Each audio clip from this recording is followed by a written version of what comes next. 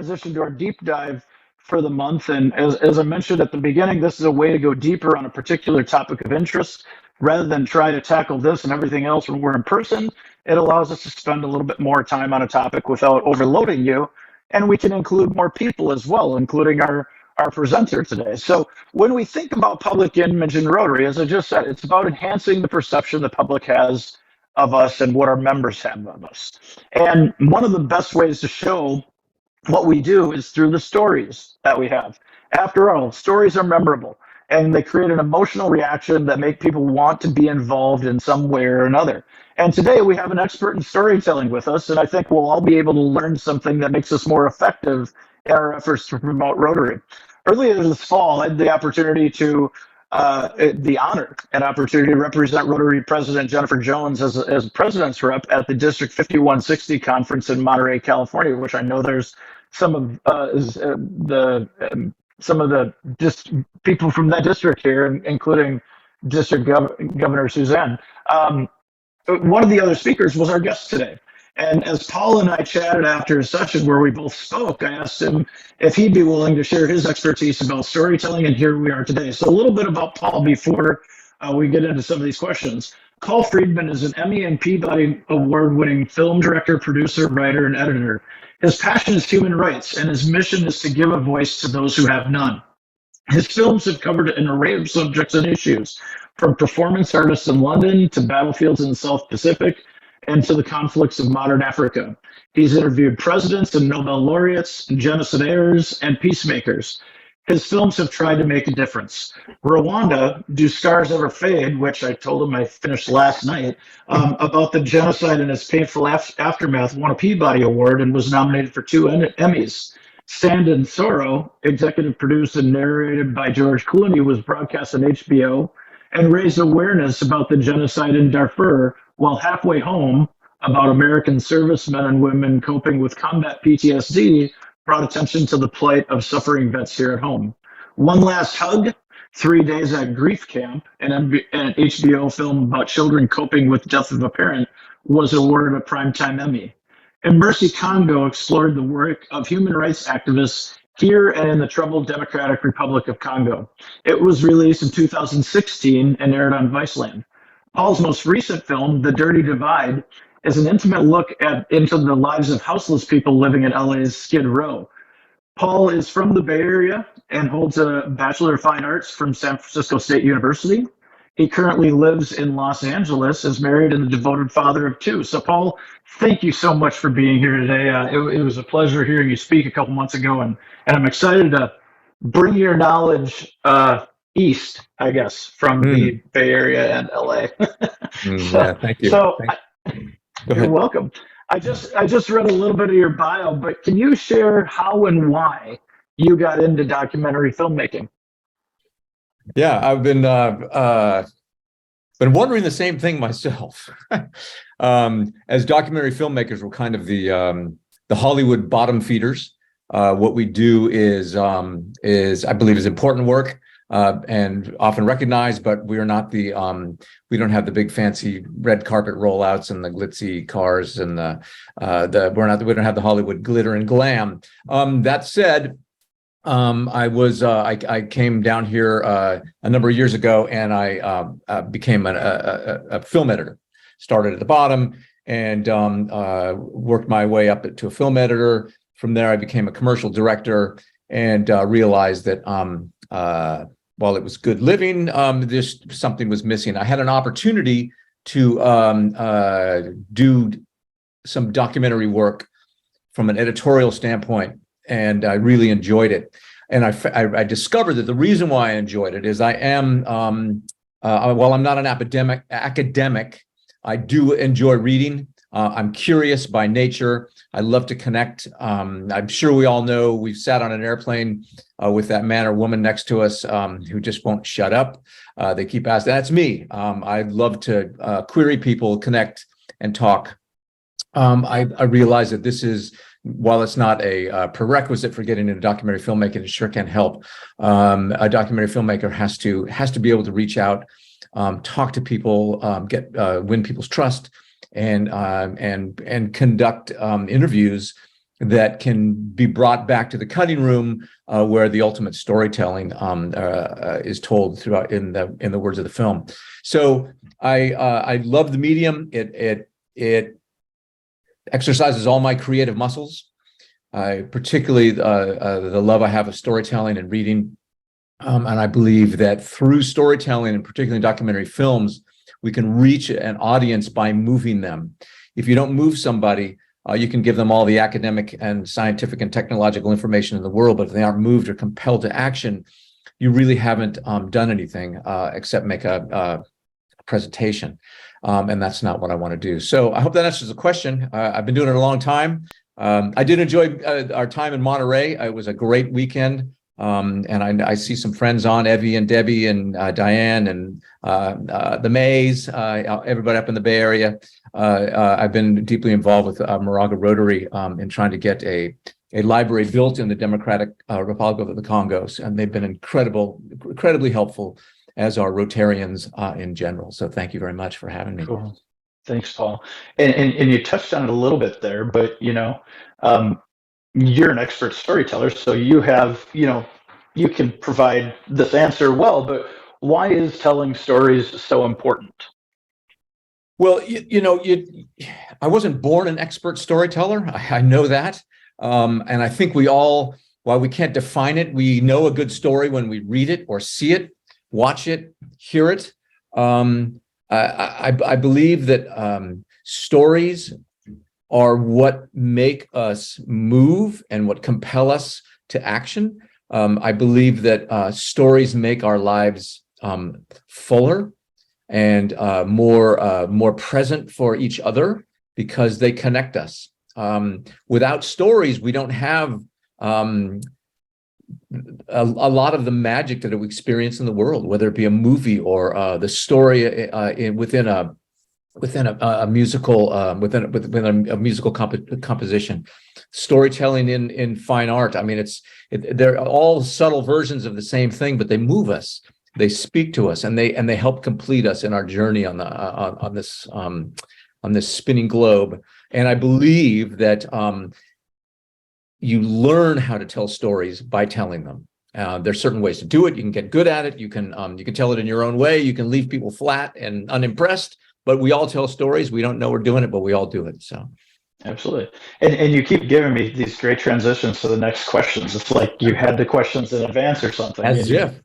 And like you're an editor or something like that. But when we think about stories, what are the elements of a good story as you look at them? Yeah, I think it goes with what is the goal of a good story? First of all, the goal of a story, really, in its most simplistic form, is to have somebody finish it. That's what I believe. I mean, there's nothing worse than for me to put one of my films up or a short promo piece I do that is a story of something for somebody, and somebody just kind of partway through it, you can tell they check out, they tune out. When I tell my own story, like right now, people are tuning out.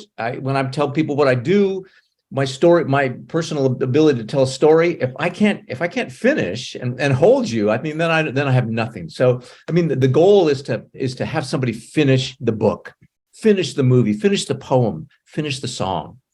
That said, the elements of a story boil down to emotional connection to the reader, the viewer, the listener. That is absolutely the most important element. So I think when we try to tell our own stories, or when we try to sit down and write something, write a letter, compose a song, what are we drawing from? Where is our impulse coming from? Is it an impulse to inform, or is it an impulse to move and to compel? Now, if they're two separate things in our mind, how do we fuse them? How do we join them to do a really effective storytelling? Inform somebody and compel them at the same time to move. Absolutely. And I think a lot of people get stuck sometimes on filling in all the small details that are the things that people lose interest on. In fact, I like that thought of you want the story to end somewhere, and you like it to have a happy ending, typically, where people are able to have that connection and stay engaged. One of my best friends, if he's telling a bad story or something, he'll always end it with, "And then I found $5." Because every story that ends with somebody finding money is a Yeah. good story. So it's a good way to end it, the dot dot dot, and then I found $5. So, but yeah, it really finding that emotional connection, and what are some of the strategies that you use to find that those emotional pieces and or other key elements to ensure you have the best content? So how do you go about finding that content that goes into a good story? Yeah, it's that's a great question, and is probably the key to me doing good work for myself. And as a documentary filmmaker, perhaps the most enjoyable part of the whole process is the research that leads up to just going out and turning the camera on. If I'm expecting to learn everything just from the process of looking through a viewfinder and pressing record, I'm missing a lot. So I think whenever we set out to tell a story, and whether it's to sit down or write a letter or to compose a song or a film or a book or a poem, we really need to understand, what is it that we want to say? What is it that we want to convey? Am I conveying my own story, or am I telling my mom's story? Because I feel it's important to tell my mom's story. Is it the story of a little organization that could, somewhere out in the Smoky Mountains, that's doing great work, or is it the story that I'm making up about a superhero? I need to understand what I'm trying to convey. So, let me just equate this to my work. I've taught a number of courses in documentary filmmaking. When the teacher needs to learn, the people are sent. I really believe that. So I've set out to really try to lay it out to students that when I am creating a story, the story part is only one element of it. There's three sort of, if you turn a bar stool upside down, it's got three legs. The first leg is the theme. What do I want to say? What is this about? That's really key. If I don't know what this is about, then my story around it means nothing. It has nothing to really hang on to. And the second thing is, where's the point of view? Is the point of view coming from myself? Is it my point of view, or is it somebody else's point of view? Am I telling it from the third person? Am I telling it from another interesting angle? I really need to understand what is the point of view of what I'm trying to say. And the third is that story itself, because the story is what does the heavy lifting for these other two things. There's lots of ways that's why it's some people call it an art form, but there's lots of ways to work that, to paint that picture, to create that song. But I always start with, what do I want to say? What's the theme? Even if it's my own story, even if it's if I'm gonna like when we got up at the podium in Monterey, we have to come out, we have to grab somebody, we have to hook them so they pay attention. So what is this about? What am I going to get up and try to say now? How do I want to connect with somebody? What's thematically, what am I about to tell? And that is the biggest jumping off point. And we talked about, and I think you're going to ask me some questions about this later, about particularly how we relate this back to Rotary. And if you don't mind me jumping ahead for a moment, no, go for it. That I spoke to so many Rotarians, and I had such a great time that not only in Monterey but other events that I've gone to. And I always ask folks why they, how they became a Rotarian. So without thinking about it, I'm giving an opportunity to Rotarians to tell their story, because I think it's really, in retrospect, I think it's very important that we all understand, or that particularly Rotarians understand, that when you're telling your story, you're offering up a glimpse to someone who may or may not join Rotary. So how do you grab somebody in the first moment? What is the hook that we're going to use to make this interesting and concise? What is it about? So go ahead. Let's keep pushing. No, that makes sense. And I want to go off a little bit here, but you're talking about trying to figure out what those themes are and the point of view. Your new film, The Dirty Divide, that's premiering next month at the Santa Barbara International Film Fest. You spent how long again on Skid Row? I spent a long time. I was down there today, actually. It's become very near and dear to my heart and my soul. There's a certain beauty and resilience and hopefulness you find in the our most vulnerable neighbors. To answer your question, I spent more than pushing 5 years now. The actual production of the film took more than four. I made great friends down there, many who are gone now.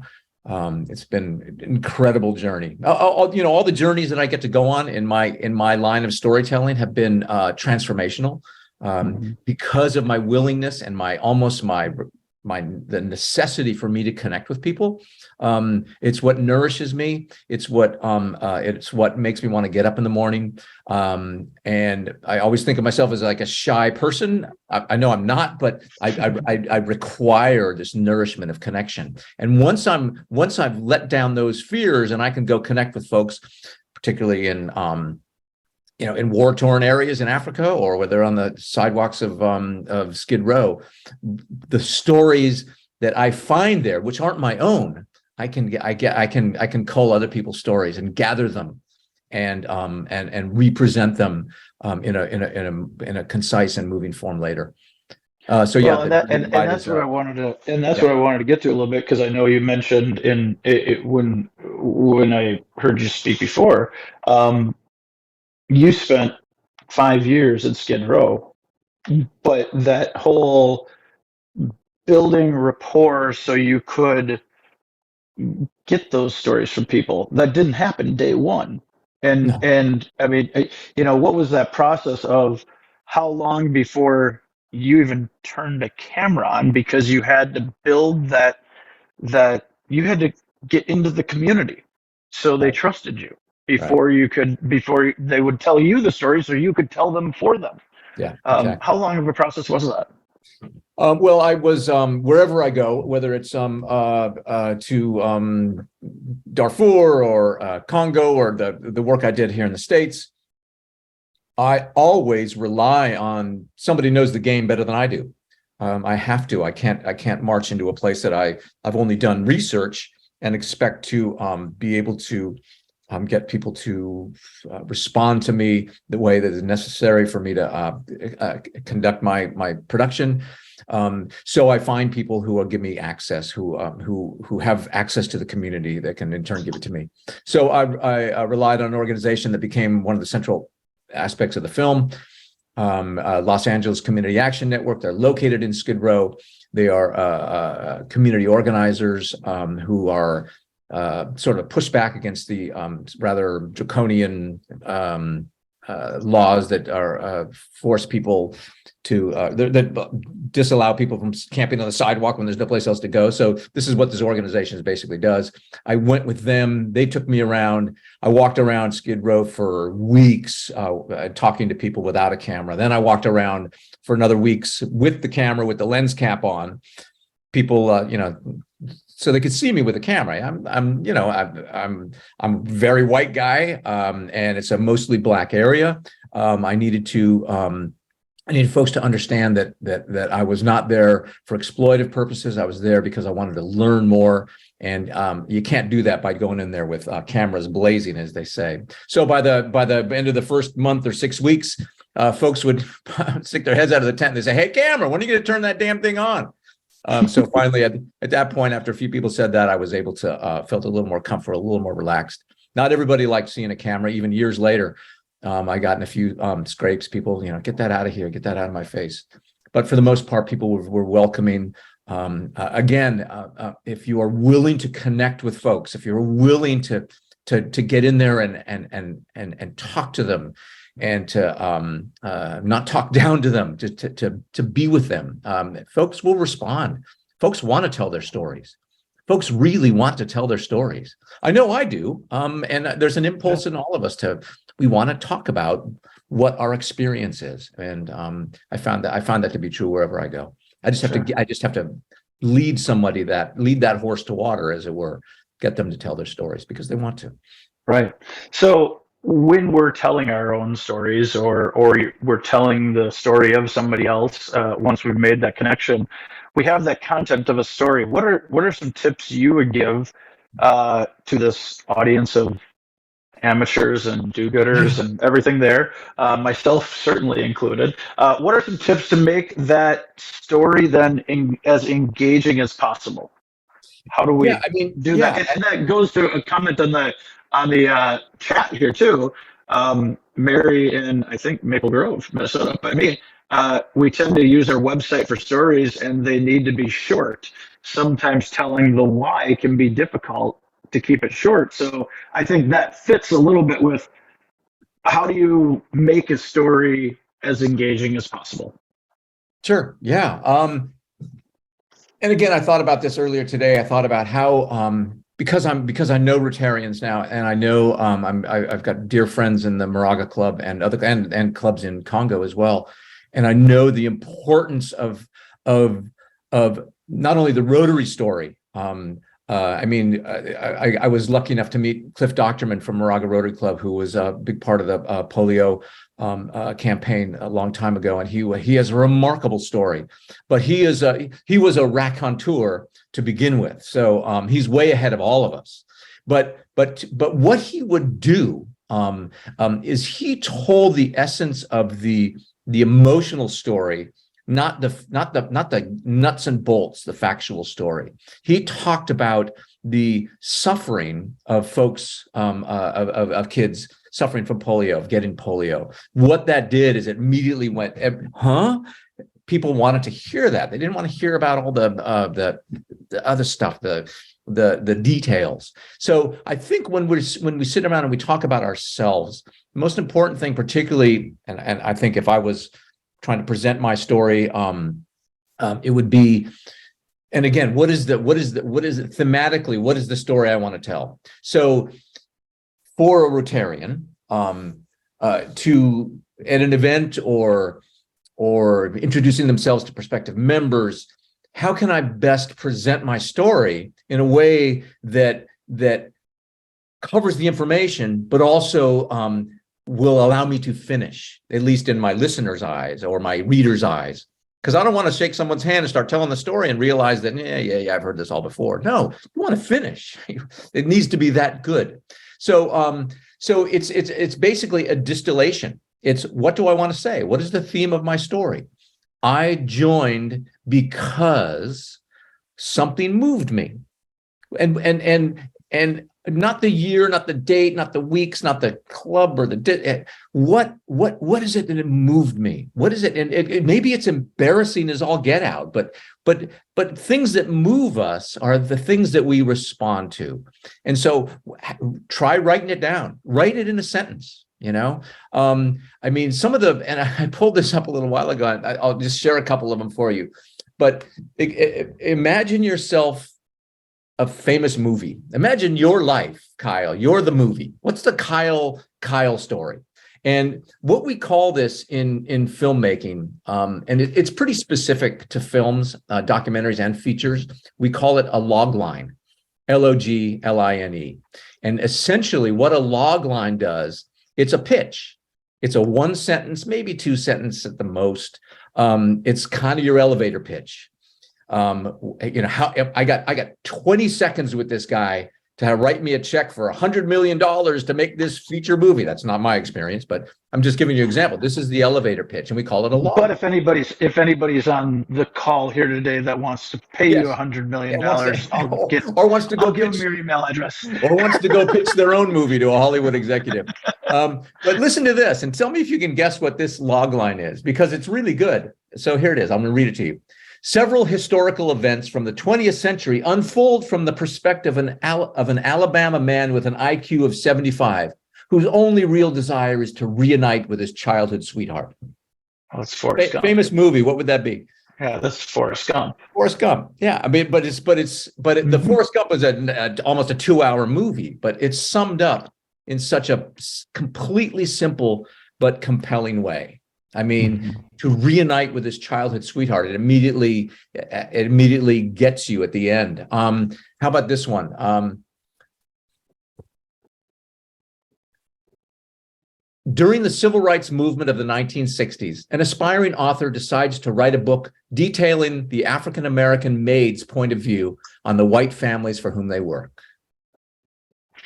It's a famous movie. It's The Help. I don't know if you ever saw it, but it's a fantastic log line. It just tells you everything you need to know, everything you need to know about that film. How about this one? The aging patriarch of an organized crime dynasty transfers control of his clandestine empire to his reluctant son. The Godfather. One of the greatest movies ever made. The Godfather. Yep, absolutely. So they're single sentences that completely distill the story into a theme while still telling the story. So it's I'm not asking folks to, this is not a high wire act. This is a case, this is strictly a case, and I would ask my students when I'm teaching to do this, is simply distill what you want to say down into the simplest possible form. And the best way to do that is to get it out. Sit down and lay it out in sentences.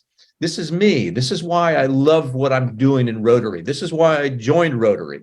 This is what I get from Rotary. I cried at a Rotary event because it moved me so much and it was about this. Or I laugh with the connections I make with the people make me feel like this. I mean, get all these honest human reactions down on paper, and then you can put them into literally a 1 or 2 sentence thing about what that's your story. And when I am able to present information as concise and as precise as this, I'm always set up for success when it comes to ultimately telling the story. Because what I've done is I've hooked somebody, I've got somebody's attention, and they go, oh yeah, okay, I want to know more about this guy who's got a 75 IQ. I'd like to see that. Tell me more. So I think this is the key, is to really understand about how we can distill our stories into what we want to say about ourselves or our club or the situation in Los Angeles homeless community. So it's a long way to answer your short question. Yeah, no, thank you. And I think and it answered about 4 of them here. So thank you. And it is, and it's taking your personal and making it appealing and emotive, and make sure you're showing your emotions and go from there. I want to step back real quick and focus on all of your work for a minute. You've done a lot of documentaries about powerful subjects, and have worked on commercials, promotional campaigns, so on and so forth. Any favorite examples of that response you've gotten from people after? I mean, obviously you want a response. We know kind of that here's what the theme is, here's what I want my response to be, but any 1 or 2 of your favorite stories of responses you've gotten? Sure. I have to say, and to be completely honest about my skill set, is that I'm not the same storyteller I was when I made, for instance, the Rwanda film. That's 25 years ago. I'm a much better storyteller only because I've continued to do it. Sure. So I've picked subjects, at least for documentary making. And again, I have to have a side job, because documentary filmmaking does not pay well. So I do, as Kyle mentioned, other things to make money. And they all have to do with doc making. In other words, somebody will call me and say, I have this organization, we want to promote its good works, and we need something that looks like and smells like and sounds like a documentary. Are you interested? Yes, and of course, I'm always interested. So I do that type of work to pay my rent. However, my doc making, my filmmaking comes from subject matter that I feels like I just can't turn away from. I can't not do it.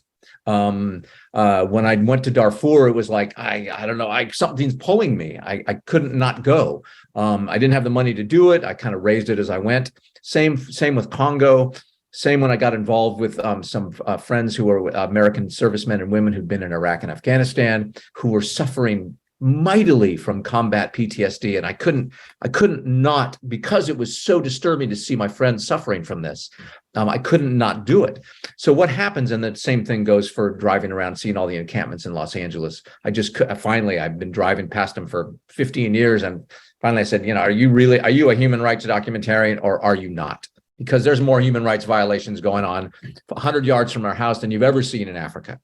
So when a storyteller, I think, feels so compelled to tell a story that they can't not do it, that makes your storytelling better. That makes it makes you desperate to get it out in a way that folks will feel the same way you do. So some of the best reactions were screening to rooms full of veterans, many who had been experienced combat in Iraq and Afghanistan, or Vietnam even.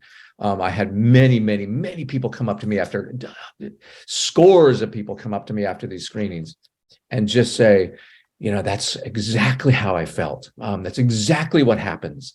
I thank you for, now my wife was sitting there watching the film with me, and now she knows why I jump down on the sidewalk whenever I hear a loud noise. She thought I was crazy. Now she understands. I had great feedback on that.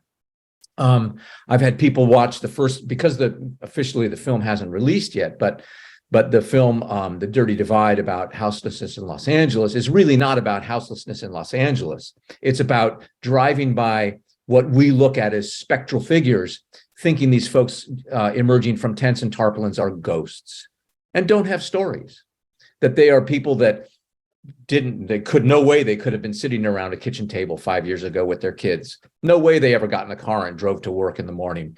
No, the film I just finished is about people that we don't think are people.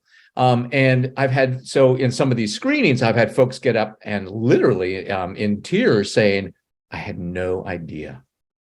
I had no idea that someone sitting in Skid Row who emerged from underneath a tarp, not a tent, but a tarp, could play the guitar like that, could sing like that, that had worked for a major aerospace company 30 years ago and was like one of the first people to fly around the country teaching folks about technology. How could that person be in a tent, So it's amazing to get different reactions that I always hope for reactions, but I never really know what they're going to be. But to see folks feel like to be moved,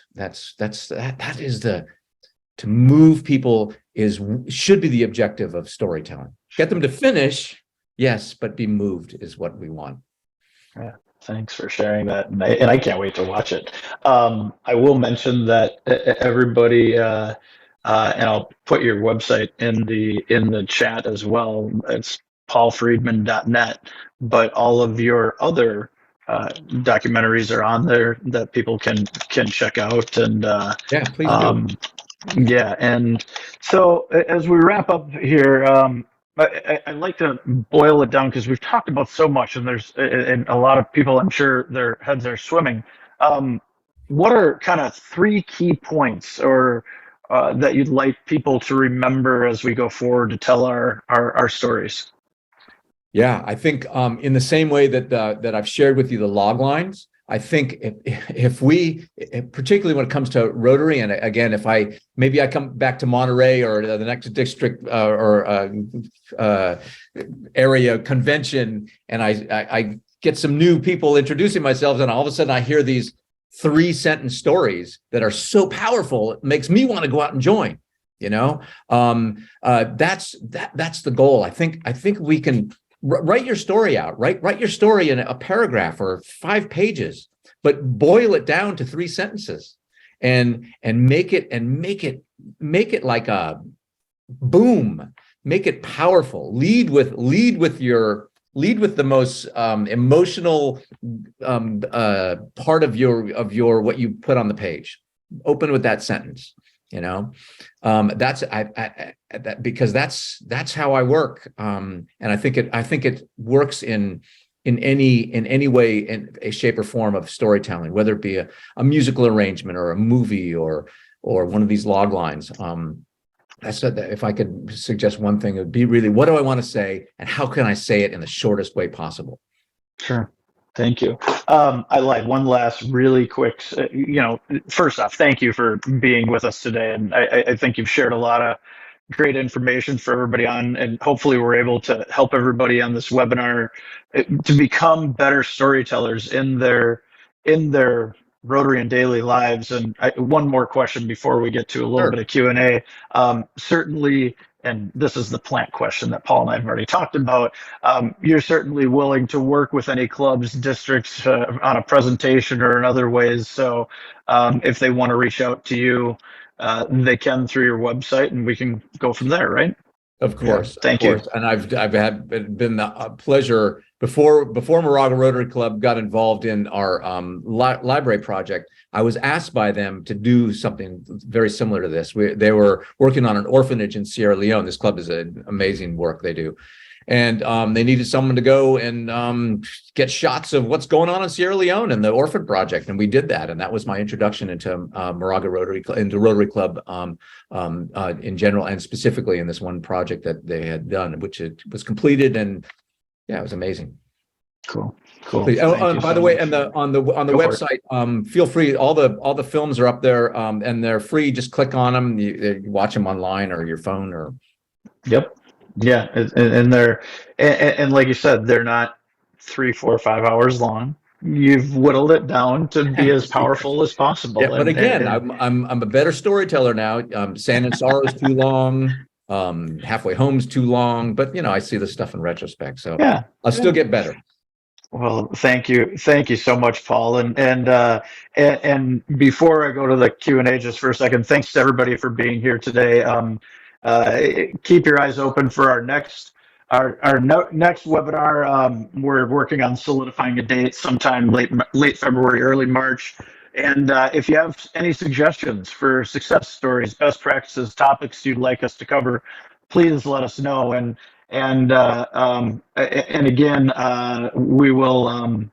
Paul, The Dirty Divide, premiering at the Santa Barbara International Film Festival. And Paul, a couple other questions for you that have come in. After The Dirty Divide is released, how can people bring it to their communities for public viewings?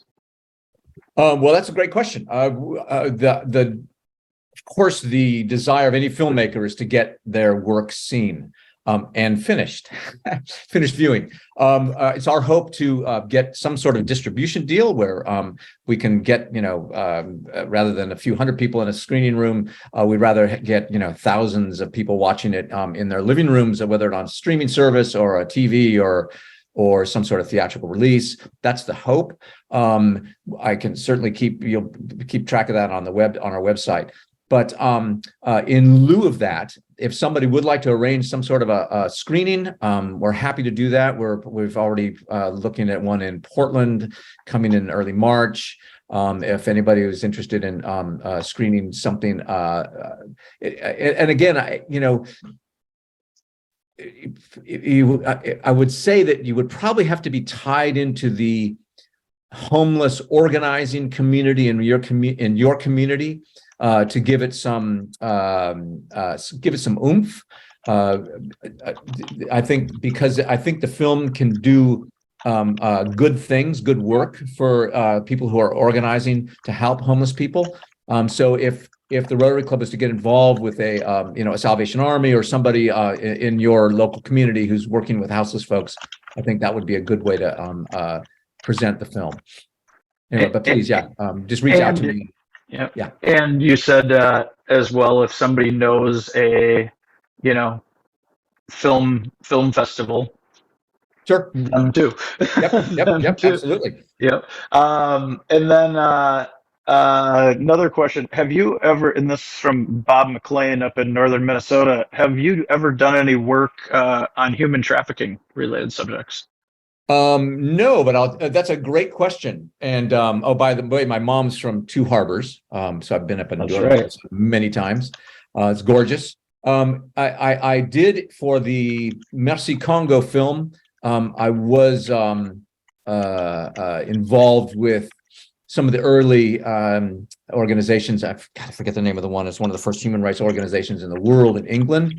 talking about slavery and human trafficking. It's something that is it's the problem is getting more widespread, more cruel, and involving more and more people closer to home for us. That it's a brutal situation. I wish I had the resources to jump into that. That's just something that I would love to. I don't know how I would get that done right now. It takes so much to launch these things. So if you know somebody from a human resource that has some resources to do it, I'm all in. Thanks, Bob.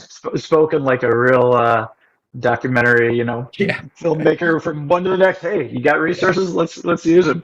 Anybody else have any questions before we wrap this up in just a minute or two here?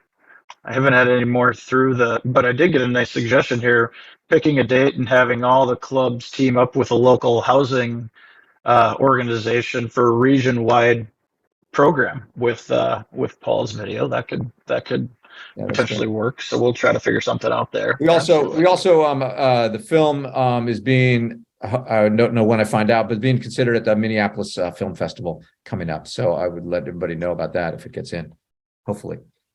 At least for the few of us that are up here in my end of the world. Any other questions for Paul or about anything from what we've covered today? Great. Well, I hope everybody got something out of this today, and certainly we threw a lot at you. As I mentioned, we will send a follow-up email with the different links to the segment with Paul and the segment with the best practices and the full video, and then we'll also include the Regional Rotary Challenge documents and the slides for today as well. And certainly anytime you have any questions, please let us know if there's anything we can do for you. Our public image team is here ready and willing to serve. After all, that's what our role is supposed to be. So thank you all for attending. Paul, special thank you so much for being with us today. And I hope that the Dirty Divide goes far and wide from a distribution standpoint, because certainly, while we don't see it in parts of our region, certainly up here in the north, houselessness is a huge problem, and thank you for being willing to tell their stories to hopefully cause more people to act. Thanks, Kyle. Thanks. And with that, thanks to everybody for being here, and we'll see you all next time.